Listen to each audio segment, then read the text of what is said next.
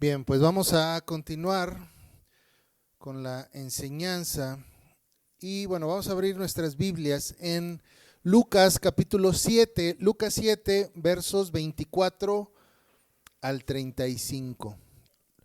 Lucas 7, 24 al 35. Y bueno, le voy a dar lectura. Dice así: cuando se fueron los mensajeros de Juan, comenzó a decir de Juan a la gente: ¿qué salisteis a ver al desierto? ¿Una caña sacudida por el viento? ¿Mas qué salisteis a ver? ¿A un hombre cubierto de vestiduras delicadas? He aquí, los que tienen vestidura preciosa viven en deleites, en los palacios de los reyes están. ¿Mas qué salisteis a ver? ¿A un profeta? Sí, os digo, y más que profeta, este es de quien está escrito: he aquí envío mi mensajero delante de tu faz, el cual preparará tu camino delante de ti. Os digo que entre los nacidos de mujeres no hay mayor profeta que Juan el Bautista, pero el más pequeño en el reino de Dios es mayor que él. Y todo el pueblo y los publicanos, cuando lo oyeron, justificaron a Dios, bautizándose con el bautismo de Juan. Mas los fariseos y los intérpretes de la ley desecharon los designios de Dios respecto de sí mismos, no siendo bautizados por Juan. Y dijo el Señor: ¿a qué pues compararé los hombres de esta generación? ¿Y a qué son semejantes? Semejantes son a los muchachos sentados en la plaza, que dan voces unos a otros y dicen: os tocamos flauta y no bailasteis, os endechamos y no llorasteis. Porque vino Juan el Bautista, que ni comía pan ni bebía vino, y decís: demonio tiene. Vino el Hijo del Hombre, que come y bebe, y decís: este hombre es comilón y bebedor de vino, amigo de publicanos y de pecadores. Mas la sabiduría es justificada por todos sus hijos. Bien, vamos a orar. Señor, te damos gracias por tu palabra y porque podemos estar de nuevo aquí reunidos, meditando en ella, porque podemos, Señor, encontrar sabiduría, encontrar dirección y también conocerte más, conocer más de tus atributos, de cómo eres, de cómo es tu carácter, Señor. Ayúdanos en esta hora a poder sembrar esta palabra en nuestros corazones, en nuestras mentes, para ponerla por obra en nuestro diario vivir. En el nombre de Jesús oramos. Amén. Muy bien, ¿recuerdas? La semana pasada meditábamos sobre el hecho de que Jesús afirmó ser el Mesías por medio de sus obras y la palabra de los profetas. ¿Recuerdas que Juan envió a sus discípulos a ver a Jesús, a encontrarse con Jesús y a preguntarle si realmente él era aquel que esperaban o tenían que esperar a otro? Y Jesús contesta no con un simple sí, yo soy, sino contesta de una manera muy peculiar, diciendo: vayan y digan a Juan todas las cosas que ustedes han visto, ¿sí? Y menciona algunas profecías que hablaban acerca de él. Entonces Jesús está validando que él es el Mesías, que él es aquel a quien están esperando, por el hecho de que él está haciendo señales y que son señales que ya han sido anunciadas por los profetas del antiguo pacto. Entonces vimos también sobre el hecho de que la salvación y el juicio no están peleados, sino que van de la mano. El hecho de que Jesús estuviera sanando, el hecho de que Jesús estuviera dando vista a los ciegos, que anunciara buenas nuevas a los pobres, no negaba el hecho de que había juicio y que el juicio estaba a la puerta. Así como menciona Juan de manera simbólica o figurativa, el hacha estaba puesta a la raíz. Entonces, el hecho de que hubiera sanidades no niega también el hecho de que había juicio y que el juicio estaba a la puerta. Ahora, en la porción en la que vamos a meditar el día de hoy, vamos a ver cómo Jesús mismo, ahora no se valida a sí mismo, sino valida a Juan como un profeta.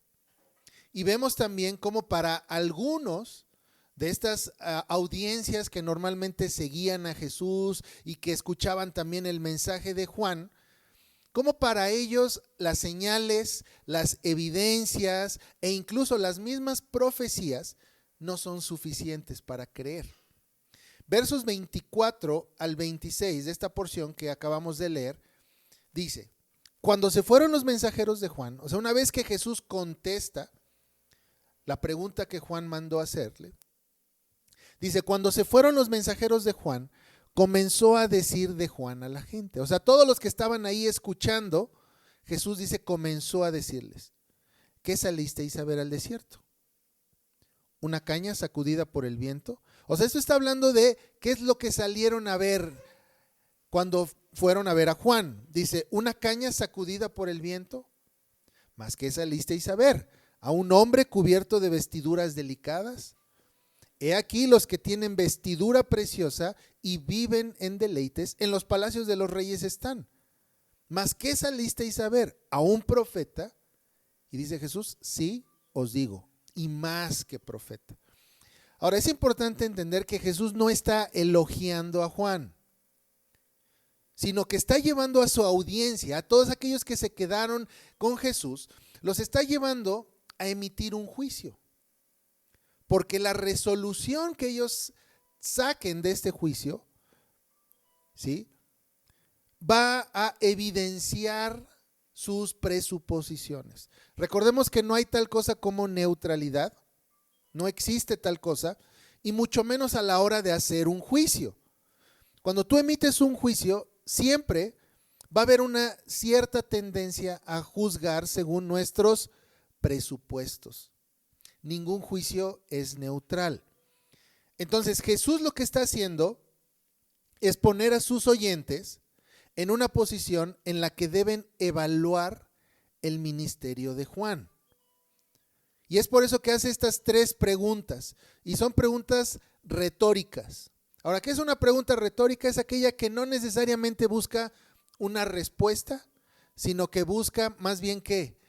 La reflexión. ¿Sí? Y es este tipo de preguntas que está haciendo Jesús a su audiencia. No quiere realmente una respuesta. ¿Sí? Jesús no quiere que le respondan directamente, sino Jesús lo que está haciendo es invitar a aquellos que le están escuchando a ¿qué? A que ellos evalúen interiormente cuál es la respuesta. ¿Sí? Entonces Jesús invita a la audiencia a evaluar qué es lo que estaban esperando, qué es lo que ellos esperaban del ministerio de Juan. Y Jesús comienza sus preguntas con esta palabra, con esta frase: ¿qué salisteis a ver? Eso es lo que Jesús comienza diciendo: ¿qué salisteis a ver? Y esta pregunta implica que el pueblo tiene un interés por Juan, ¿sí? Si no, no hubieran salido a ver, ¿verdad? Cuando escuchas, por ejemplo, algo en la calle y es algo que te interesa, o ya sea por simple curiosidad, ¿qué haces? Sales a ver. Entonces, el simple hecho de que tú salgas, que lleves a cabo la acción de salir a ver, implica ¿qué? Que hay un interés, ¿cierto? O sea, es un interés, puede ser un interés genuino, un interés porque te interesa lo que está sucediendo, o puede ser vil morbo y curiosidad, pero de que hay un interés, lo hay. Es por eso que sales. Y es por eso que Jesús también hace esta pregunta: ¿qué salieron a ver? ¿Cuál era el interés detrás de esa acción que ustedes hicieron? Jesús sabe que sus oyentes, ya sea por curiosos o por interés genuino, salieron a ver qué pasaba con Juan, ¿no? ¿De qué trataba este mensaje? Tal vez algunos decían, tal vez es un mensaje de parte de Dios, y genuinamente se acercaron y salieron a ver qué es lo que Juan tenía que decir. O tal vez otros por curiosos, diría la palabra, por pura comezón de oído, salieron a ver qué es lo que Juan tenía que decir. El pueblo, al salir a ver, había sido testigo del ministerio de Juan. Como les dije, ya sea por curiosos o ya sea por un interés genuino, fueron testigos del ministerio y del mensaje de Juan. Entonces, al ser testigos, ahora son responsables del testimonio que van a dar de ese mensaje. Entonces Jesús está cerrando la puerta a la neutralidad. Ya no pueden ser ambiguos con respecto al mensaje y al ministerio de Juan. Tal vez tú pudieras apelar a cierta ambigüedad si tú no estuviste en la ciudad cuando Juan estuvo predicando. Tal vez si alguien te pregunta, oye, ¿y qué tal el mensaje de Juan? ¿O de qué trató? ¿O es verdad todo lo que él dijo? Tú pudieras apelar y decir, pues no sé. Creo que sí, es verdad. O pues la verdad, ni idea, porque no fuiste testigo. Pero en el momento que ellos se hicieron testigos, en el momento que ellos salieron a ver, se hicieron testigos presenciales. Así que ya no hay ambigüedad. El juicio que tienen que emitir es un juicio objetivo. No pueden decir, pues no sé, pues quién sabe, porque fueron testigos. Y Jesús comienza con una pregunta. Y él dice, ¿qué salieron a ver? ¿Una caña sacudida por el viento? Ahora, la caña tal vez para nosotros no tiene como que mucho sentido esto, ¿verdad? Que alguien venga y te diga, a ver, ¿qué saliste a ver? ¿A qué fuiste a la iglesia? ¿A ver una caña sacudida por el viento? No vas a entender, ¿verdad? ¿De qué estás hablando? No vas a decir, pues ¿a qué se refiere con una caña sacudida? Para nosotros no tiene mucho sentido esto.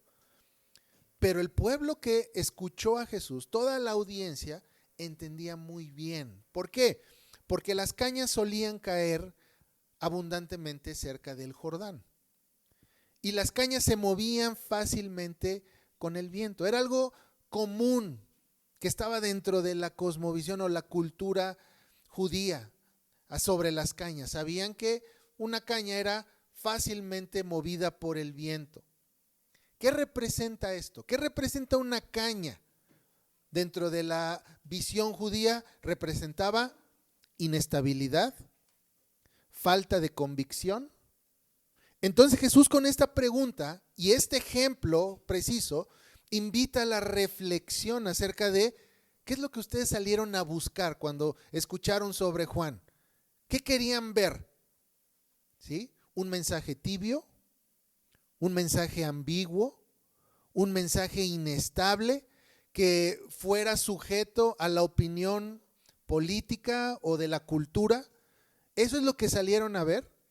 A ver qué mensaje trae, a ver qué mensaje, como cuando escuchas, por ejemplo, estos mensajes que traen los políticos a las calles, ¿recuerdas cuando hacen sus campañas? ¿Qué sales a ver? ¿Qué quieres escuchar? ¿Un mensaje de promesas?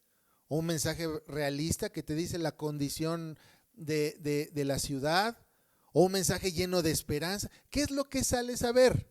Es lo que Jesús está diciendo. ¿Salieron a ver una caña sacudida por el viento? O sea, un mensaje inestable, un mensaje que pues se mueve de acuerdo a lo que está sucediendo en la cultura. Desgraciadamente este tipo de búsqueda no fue exclusiva del tiempo de Juan. En nuestro tiempo este tipo de mensajes y también mensajeros son comunes.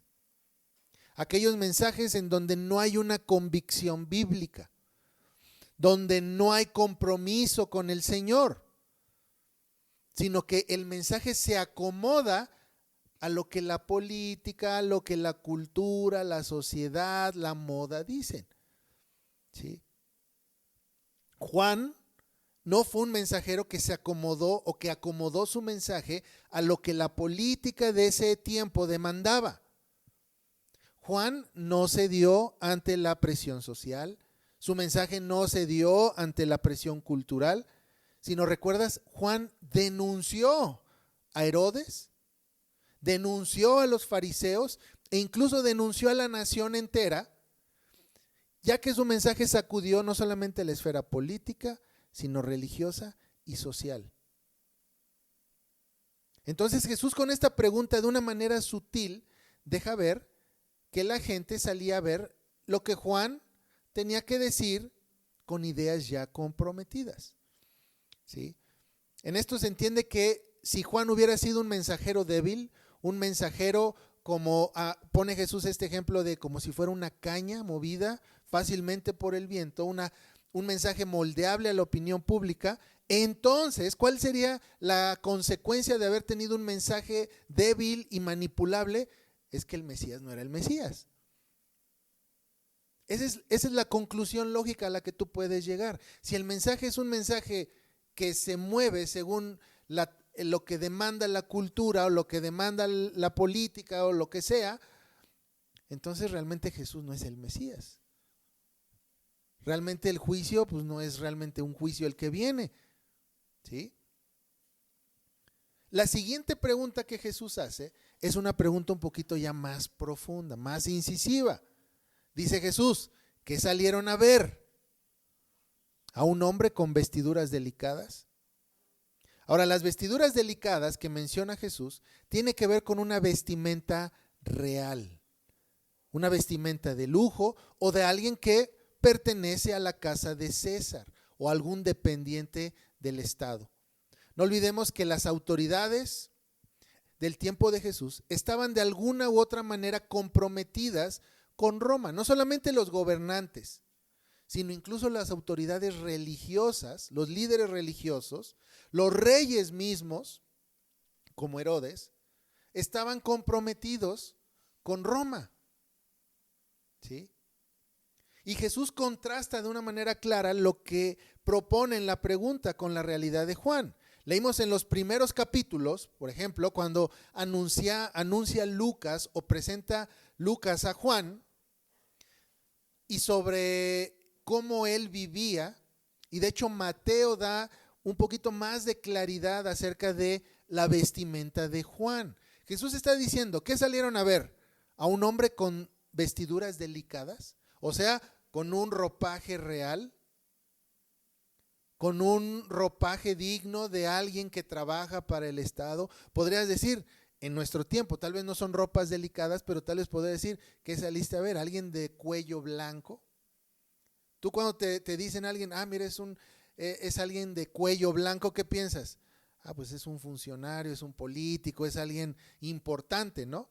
Es más o menos el ejemplo que Jesús está dando al mencionar a alguien con vestiduras delicadas.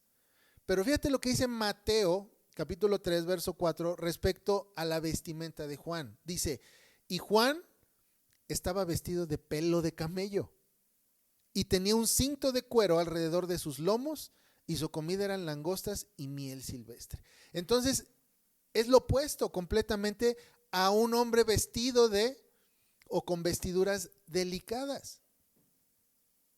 De hecho, Jesús afirma a qué se refiere en Lucas 7:25 cuando habla de las vestiduras delicadas. Dice, ¿qué salisteis a ver? ¿A un hombre cubierto de vestiduras delicadas?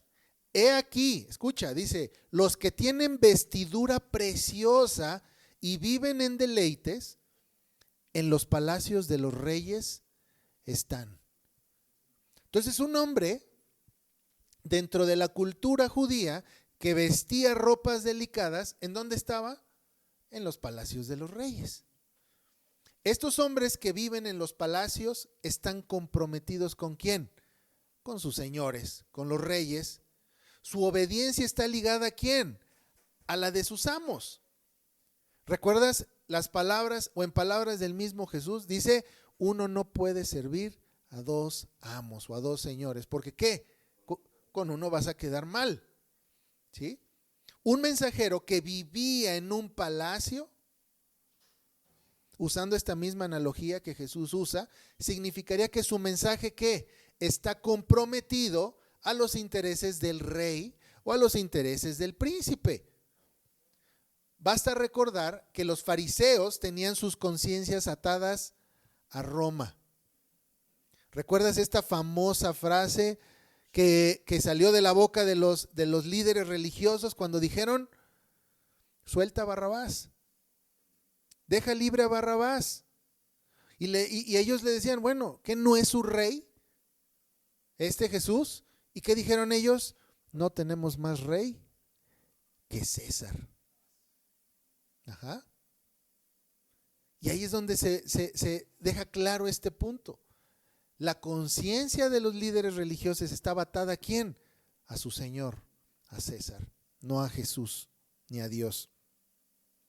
Entonces, un mensajero que entregue el mensaje va a ser un mensaje que esté siempre en armonía con los intereses de su Señor.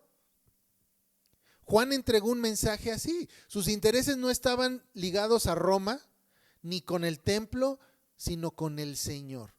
No sé si recuerdas al inicio de este evangelio, cuando empezamos a estudiar Lucas, y hablaba sobre Juan el Bautista, mencioné sobre el hecho de que si Juan vivía en el desierto, o el hecho de que Juan estuviera en el desierto, esto nos hablaba o daba una imagen muy fuerte de que Juan gozaba de cierta independencia profética. ¿A qué me refiero con que Juan gozaba con independencia profética? A que él no estaba atado al Estado. Al vivir en el desierto, él no estaba atado al Estado, él no estaba atado al templo y no estaba atado a la cultura, sino que Juan profetizaba sin compromiso alguno en contra de estas esferas, porque su compromiso estaba con Dios. ¿Y cuán necesarios son los maestros, los pastores que gocen de esta independencia profética? ¿Para qué? Para que el mensaje no sea diluido, sino entregado con la mayor pureza posible. El estado actual de la iglesia es el ser una cultura periférica. ¿Sí? El que la iglesia sea una cultura periférica tiene mucho que ver con el mensaje que se da desde los púlpitos, porque son mensajes que están comprometidos ya sea con el Estado, son mensajes que están comprometidos ya sea con la denominación a la que pertenecen o incluso con la cultura. ¿Cuántas iglesias ves que modifican sus mensajes, que modifican sus cultos para encajar con la cultura? ¿Sí? ¿Cuántas iglesias no ves que el mensaje, el ambiente, todo lo que está alrededor de la iglesia es cultural? ¿Por qué?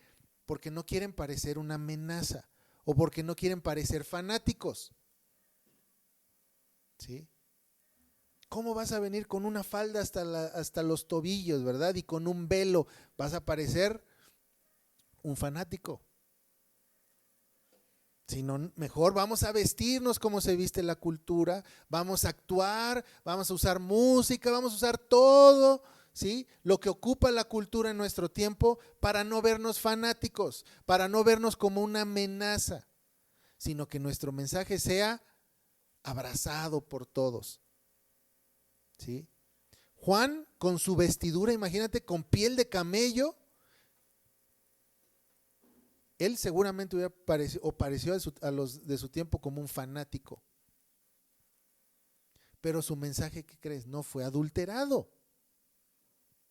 Y por último, hace la pregunta a Jesús, ¿qué salieron a ver? ¿A un profeta? Y él mismo responde ahí, sí, os digo, y más que un profeta. Ahora, Jesús está legitimizando a Juan, ¿sí?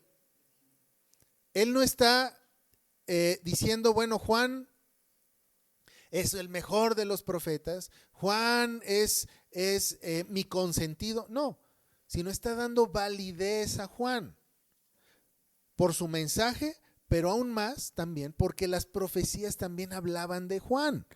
Es por eso que en verso 27 dice, o sea Juan, es de quien está escrito, he aquí, envío mi mensajero delante de tu faz, el cual preparará tu camino delante de ti. Y este mensaje es algo que tú vas a encontrar en Malaquías capítulo 3. Y Malaquías, si recuerdas, es el último libro del Antiguo Testamento.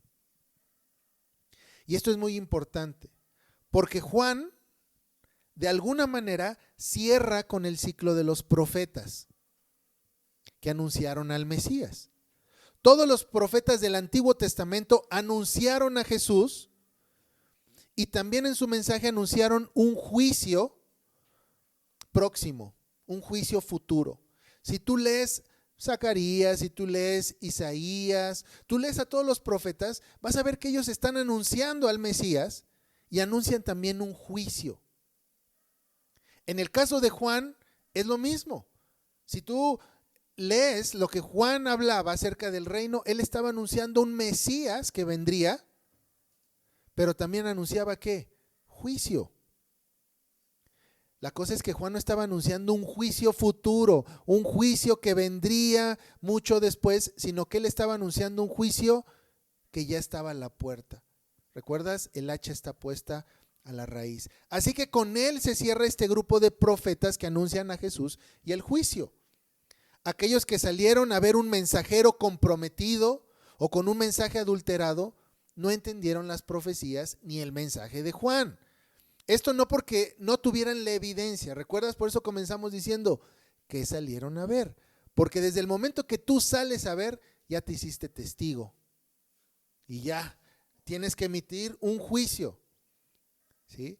Entonces, ellos, los que salieron a ver y esperaban ver a un hombre con vestiduras delicadas, o aquellos que salieron a ver y esperaban ver una caña movida fácilmente por el viento, no estaban o no eran faltos de evidencia. No es de que no tuvieran evidencia suficiente, sino que ellos no querían escuchar eso. Ellos querían ver y entender otra cosa. Y esto es un síntoma muy común incluso en nuestros días. ¿Cuántos mensajes bíblicos crees que se prediquen todos los domingos? Pero la gente solamente escucha lo que quiere escuchar. ¿Sí? ¿Cuántos no has dicho? Es que no me gusta que hablen tanto de la ley. Mejor me voy a un lugar donde me animen a que soy amado, a que voy a ser un campeón esta semana, ¿no? ¿Cuántas bendiciones puedo arrebatar esta semana? ¿Por qué? Porque el mensaje de la ley, el mensaje del pacto, nos pone en una posición de responsabilidad y de trabajo bajo Dios. Es muy fácil escuchar un mensaje donde te dicen, sí, esta semana, a ver, arrebata las bendiciones que Dios tiene para ti. ¿Quieres que te vaya bien en el trabajo? Pues ven a la iglesia, escucha el mensaje. ¿Sí? ¿Te sientes triste? Pues mira, aquí te vamos a levantar el ánimo. Y no es de que la iglesia no ayude a esto, sino que no es el mensaje central. Mucha gente huye de las iglesias donde hay un mensaje que les anima a trabajar para el Señor, a asumir responsabilidad, y prefieren mensajes que se acomoden a lo que ellos quieren escuchar. Tantos mensajes cada domingo y los oyentes entienden lo que quieren entender. Jesús con estas preguntas está poniendo sobre la mesa las implicaciones judiciales que trae cada respuesta. Si ustedes salieron a ver un mensaje diluido o un mensaje comprometido con alguna autoridad o cultura, ¿cuáles son las implicaciones de esto? Entonces estás rechazando el mensaje de Juan. Y como Juan es un mensajero legítimo, entonces no solamente rechazas el mensaje de Juan, sino rechazas al Mesías mismo. Y eso es lo que sucede muchas veces, cada domingo. Viene el mensaje del evangelio del reino, y la gente decide escuchar lo que prefiere, lo que se acomoda a ellos. Entonces, no solamente están rechazando el mensaje, sino están rechazando al dador del mensaje, que es el Señor. ¿Recuerda las palabras de Jehová a Samuel cuando el pueblo pide un rey como el de las demás naciones?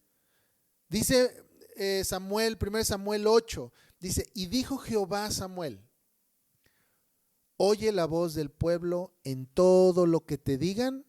Y fíjate, dice Jehová, porque no te han desechado a ti, sino a mí me han desechado para que no reine sobre ellos. Conforme a todas las obras que han hecho desde el día que los saqué de Egipto hasta hoy, dejándome a mí, sirviendo a dioses ajenos, así hacen también contigo. Entonces no estaban rechazando el mensaje de Samuel, la profecía de Samuel, o sea, el juicio de Samuel, sino estaban rechazando al Señor. Lo mismo, aquellos que salieron a ver un hombre con vestiduras delicadas, aquellos que salieron a ver una caña movida fácilmente por el viento, no estaban rechazando a Juan, estaban rechazando a Cristo mismo. Ahora en verso 28 dice Jesús, os digo que entre los nacidos de mujeres no hay mayor profeta que Juan el Bautista. Pero, y ahí da un pero, dice, el más pequeño en el reino de Dios es mayor que él. ¿Qué quiere decir esto? Que no hay profeta que Juan, o no hay mayor profeta que Juan, pero que el más pequeño del reino de los cielos es mayor que él. Jesús no está hablando de calidad moral, no está hablando de santidad, sino está diciendo que Juan es menor o mayor moralmente tampoco, sino que Juan está cerrando un ciclo de profetas. Aquellos que vieron, todos los profetas del Antiguo Testamento, ¿sí? Todos aquellos que fueron antes de Juan, vieron de lejos la llegada del Mesías. Ajá. En el caso de Juan, él no la vio tan lejos. Pero todos los profetas de la antigua administración o del antiguo pacto anunciaron al Mesías por medio de sombras. ¿Recuerdas que hemos hablado de las sombras? Cómo aquellos profetas hablaban en términos de sombras, de ejemplos que anunciaban una realidad que iba a venir. ¿Por qué hablaban por sombras? Porque no había venido todavía la realidad, el cumplimiento que es Cristo. Es por eso que ellos a través de formas, de sombras, anunciaban y enseñaban al pueblo lo que iba a venir, lo que iba a venir. ¿Sí?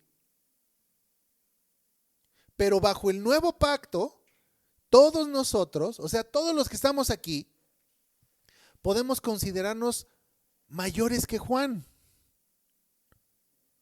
¿Sí? Fíjate, está diciendo que Juan es el mayor de todos los profetas. Pero todos los que estamos aquí, que somos parte de la nueva administración, podemos considerarnos que mayores que Juan. Y puede decir, es muy atrevida esta declaración. ¿Cómo que nosotros somos mayores que Juan? No moralmente, sino en términos de administración. ¿Por qué? Porque tenemos acceso a mayor revelación de la que tuvo Juan, de la que tuvieron los otros profetas. Tenemos un entendimiento más claro y preciso de las Escrituras. ¿Sí? Porque ya no aprendemos por medio de sombras, sino que aprendemos viendo a la realidad que es Cristo. Es por eso que Jesús hace esta comparación. Juan es el mayor de los profetas, ¿sí? Porque él es el que iba a aplanar el camino, es el que iba a preparar el camino para el Mesías, es el que iba a recibir al Mesías. Pero es menor que todos los que están después bajo la nueva administración. ¿Por qué? Porque todos nosotros tenemos la revelación completa. Hemos visto la realidad. Hemos aprendido directamente del Señor. Fíjate lo que dice Primera de Juan 1, verso 1 al 3. Y esto da o refuerza esto que digo. Dice, lo que era desde el principio, esto está hablando de Jesús. Dice, lo que era desde el principio, lo que hemos oído. Y fíjate cómo él va a ocupar los sentidos de algo que fue palpable. Dice, lo que era desde el principio, lo que hemos oído, lo que hemos visto con nuestros ojos, lo que hemos contemplado y palparon nuestras manos tocante al verbo de vida. ¿Quién? ¿De quién está hablando? De Jesús. Y dice, porque la vida fue manifestada y la hemos visto y testificamos y os anunciamos la vida eterna, la cual estaba con el Padre y se nos manifestó. Lo que hemos visto, repito otra vez, y oído, eso anunciamos para que también vosotros tengáis comunión con nosotros, y nuestra comunión verdaderamente es con el Padre y con su Hijo Jesucristo. Todo esto que está hablando aquí Juan es algo que anhelaron los antiguos. Es algo que anhelaron, pero solamente les tocó ¿qué? Anunciarlo a través de sombras. Enseñarlo a través de profecías, a través de imágenes, de analogías. Pero lo que está diciendo Juan es que nosotros ¿qué? Lo tocamos, lo palpamos, lo escuchamos directamente y tenemos comunión directa con el Padre y su Hijo Jesucristo. Es por eso que dice Jesús que Juan fue el mayor de los profetas, Pero el más pequeño del reino, el más pequeño de esta nueva administración, es mayor que Juan. Entonces Jesús no se refería a un tema de santidad, porque ahí sí Juan nos gana a todos, sino de administración. Aunque mayores, en palabras de Jesús, esto implica mayor responsabilidad. Esto no quiere decir, mira qué bien, tenemos la revelación completa, sino lo que también está implícito aquí es, ustedes tienen mayor revelación, han visto la realidad, han aprendido directamente de Dios, pero ¿qué crees? Tienes más responsabilidad que la que tuvieron aquellos antiguos, porque sabes más, porque tienes mayores cosas a tu cargo. ¿Recuerdas que dice la palabra? Al que se le ha dado mucho, mucho se le va a demandar. Al tener nosotros una mayor revelación, al tener toda la palabra de Dios completa a nuestra disposición, al tener acceso a ella y sobre todo al tener también al Espíritu Santo morando en nosotros, tenemos mayor responsabilidad. Después de esto, Jesús inserta un comentario que refuerza el hecho de que Él está armando un caso en contra de Israel y de los fariseos. Dice verso 29 y 30, y todo el pueblo y los publicanos, cuando lo oyeron, justificaron a Dios, bautizándose con el bautismo de Juan, mas los fariseos y los intérpretes de la ley desecharon los designios de Dios respecto de sí mismos, no siendo bautizados por Juan. Ahora, Jesús hace una comparación entre publicanos y fariseos e intérpretes de la ley. ¿Recuerdan los publicanos quiénes eran? Los publicanos eran los cobradores de impuestos. Y para los judíos, un publicano era de lo peor, porque no solamente trabajaban para Roma, sino que incluso robaban a su propio pueblo al cobrar más impuestos de lo que demandaba Roma. ¿Sí? ¿Recuerdas a Zaqueo? Zaqueo que entró y comió con Jesús y los fariseos se volaron la cabeza diciendo, ¿qué hace Jesús con este pecador? Y Zaqueo reconoce su pecado y dice, voy a devolver a quien he defraudado. O sea, eran ladrones. Era de la peor calaña a los ojos de los fariseos. Pero Jesús hace esta comparación diciendo que los fariseos, estos a quienes ustedes consideran de la peor calaña de pecadores, justificaron a Dios y se bautizaron con el bautismo de Juan. Ahora, esta palabra justificaron quiere decir que reconocieron que Dios tenía razón. El mensaje de Juan era un mensaje de arrepentimiento. Decían, arrepiéntete, que el hacha está puesta a la raíz. Arrepiéntete. Y los publicanos dijeron, creemos en esto y nos bautizamos. ¿Recuerdas que el bautismo de Juan era un bautismo de qué? De arrepentimiento. Entonces todos aquellos que se bautizaron por Juan estaban reconociendo que venía un juicio y que necesitaban arrepentirse. Entonces aquí lo que dice Jesús, los publicanos, esos pecadores que rechazan ustedes, escucharon el mensaje de Juan, reconocieron que Dios tenía razón y ¿qué hicieron? Y se bautizaron en señal de arrepentimiento. Pero los fariseos, por otro lado, dice, rechazaron los designios de Dios respecto de sí mismos. O sea, todo lo que tú tienes que decir, Dios, acerca de mí, lo rechazo, no es cierto. Y por lo tanto, ¿qué pasó? No se bautizaron. ¿Y qué significa esto de que no se bautizaron? No se arrepintieron. No creyeron. Y esta comparación se vuelve interesante cuando caemos en cuenta de que los fariseos tenían conocimiento, tenían autoridad, pero decidieron rechazar el veredicto divino. Pero los pecadores, sin conocimiento, sin autoridad, ¿qué dijeron? Lo reconozco y me arrepiento. Y esto nos deja clara una cosa, el problema del hombre no es su entorno, el problema del hombre no es su conocimiento, sino su corazón. Su problema es moral.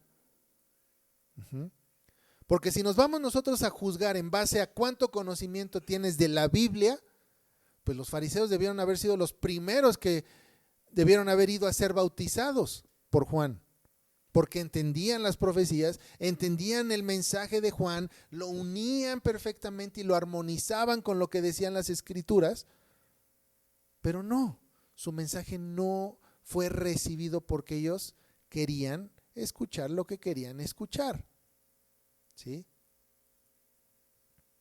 Y termina esta porción diciendo, versos 31 al 35, y dijo el Señor, ¿a qué pues compararé los hombres de esta generación? ¿Y a qué son semejantes? Semejantes son a los muchachos sentados en la plaza, que dan voces unos a otros y dicen, os tocamos flauta y no bailasteis, os endechamos y no llorasteis, porque vino Juan el Bautista, que ni comía pan, ni bebía vino, y decían, demonio tiene. Pero vino el Hijo del Hombre, que come y bebe, y decís, este es un hombre comilón y bebedor de vino, amigo de publicanos y de pecadores, mas la sabiduría es justificada por todos sus hijos. Entonces Jesús compara esta generación como niños. Es por eso que empieza a armar este caso diciendo qué salieron a ver, qué es lo que querían escuchar, qué es lo que ustedes tenían en su corazón y cómo querían armonizar el mensaje de Juan o el mensaje de quien sea con lo que tienen en sus corazones. Es por eso que él dice, ¿con qué comparo esta generación? Y los compara con niños que no están a gusto con nada, niños caprichosos. ¿Y cuál es el factor común de un niño caprichoso? Que él se siente el centro de todo. Él es el rey. Ellos son los verdaderos dioses. Todos los que le rodean están ahí para servirles.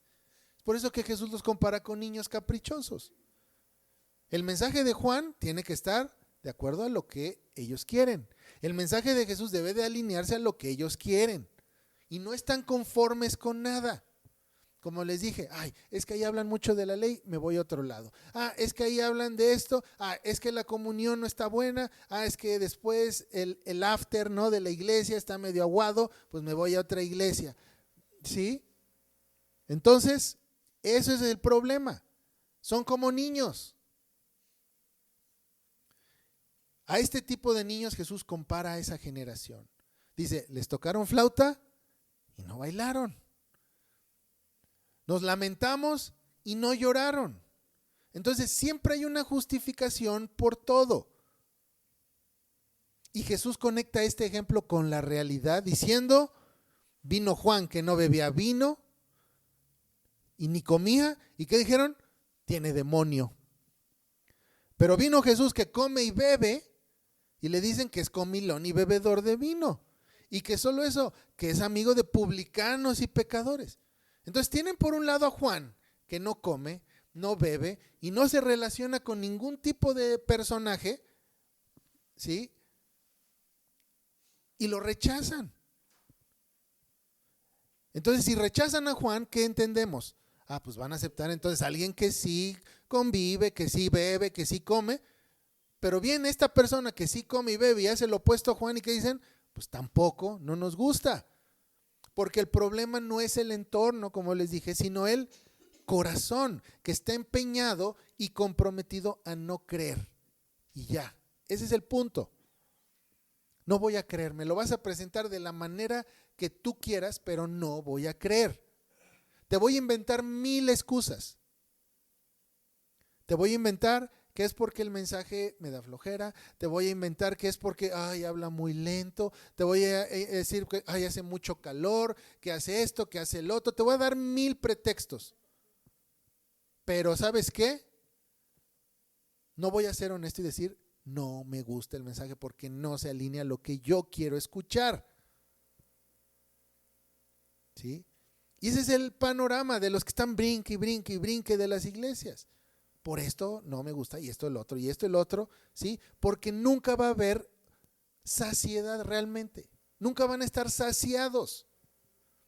Porque buscan su propia satisfacción y nada ni nadie lo va a satisfacer.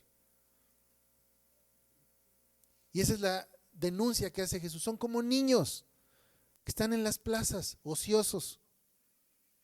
No me gusta esto, no me gusta el otro, mejor me voy aquí, me voy para allá, ¿sí? Porque no quieren creer. Los fariseos estaban empeñados en autojustificarse. Todo mensaje que los acusara, evidentemente lo iban a rechazar. ¿Qué es lo que Juan les decía? ¿Qué les dijo? ¿Quién les enseñó a huir? Hipócritas del juicio venidero. ¿Y qué es lo que Jesús les decía? Hipócritas, sepulcros blanqueados. Entonces todo este mensaje va a decir, no lo quiero escuchar, no me gusta que me hablen feo, no me gusta que me digan mis verdades, entonces rechazo el mensaje, me voy a otro lado. ¿Sí? Seguramente hubieran aceptado el mensaje del que come langostas y que vivía en el desierto, si su mensaje hubiera estado centrado en ¿qué? En alabarlos, en justificarlos. Así como también hubieran aceptado el mensaje del comilón y el bebedor de vino, incluso sentándose con pecadores, siempre y cuando su mensaje fuera justificación para ellos y alabanza. Pero termina diciendo en verso 35, pero la sabiduría no se basa en las apariencias, sino en las evidencias manifestadas de aquellos que la siguen. ¿Cómo sabemos que la sabiduría de Dios es verdadera? Que todo lo que dice el Señor es verdadero. Número uno, por fe, pero también por evidencias históricas de aquellos que la siguen y la practican. Y son evidencias verificables. ¿Cómo puedes tú dar fe de que las bendiciones, de que la sabiduría de Dios es cierta y es verdadera? Por observar a las personas que las practican o que las siguen. Porque las consecuencias de practicar la sabiduría son consecuencias verificables. Si una persona sigue la sabiduría, abraza la sabiduría, las consecuencias que vienen, que están en la Biblia, van a ser verificables, vamos a poder observarlas. Es por eso que dice Jesús ahí al final, ¿sí? Dice, la sabiduría es justificada por todos sus hijos. Aquellos que la practican van a gozar de esas bendiciones. Y nosotros que estamos alrededor vamos a verificar que es cierto. Son las sanciones de Dios en la historia lo que hace verificable la sabiduría de Dios. Las bendiciones para aquellos que obedecen y las maldiciones para aquellos que desobedecen. Estos son aspectos verificables de la vida. Entonces, ¿qué pueden decir los fariseos? Ay, el mensaje de Juan es una mentira. El mensaje de Jesús es una mentira. ¿Sí? Ambos mensajes están mal porque no se alinean a lo que yo quiero. Obviamente no van a decir eso. Simplemente van a decir, está mal. Pero ¿cómo va a ser verificable que este mensaje es cierto? Con las sanciones en la historia. ¿Cómo verificamos que este mensaje de Juan fue cierto? ¿Cómo verificamos que el mensaje de Jesús fue cierto y verdadero? Verificando la historia. ¿Cómo lo vemos? Con la destrucción de Jerusalén en el 70. Ahí es donde vemos que el juicio de Dios verdaderamente cayó sobre Israel. Ahí es donde vemos que todo lo que fue anunciado por los profetas cayó sobre Israel.